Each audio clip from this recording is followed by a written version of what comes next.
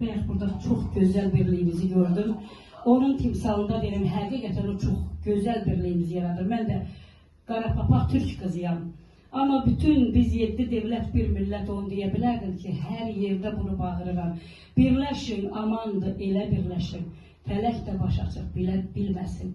Dünyanı riyazi hesaplayanlar sizi bizi toplasa da ölə bilməsin. Hər birinizə can sağlığı arzulayıram. Ama provasız, zatsız. Olsun, ben şu fark.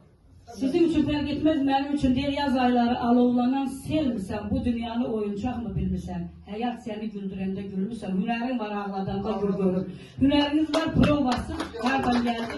Belə profesyonel sənətçilərimizi salamlayıram. Uğur Akçay'ı salamlayıram. Həqiqətən sizdə profesyonellıq gördüm indi. Mən qorxdum, görüm sizlə gedə biləcəmmi? Nədən başlayaq? Azərbaycanımız, Türkiyəmiz, onsuz da mahnılarımız eyni, köklərimiz hamısı bir-birinə qardaşdır. Nə desəniz oxuya bilərəm? Bir nəsə baş üstə. Yaxşı, gedim arxamdan gedim.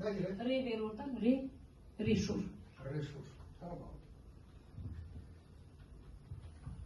Re bizim re şur. Evet. Tamam.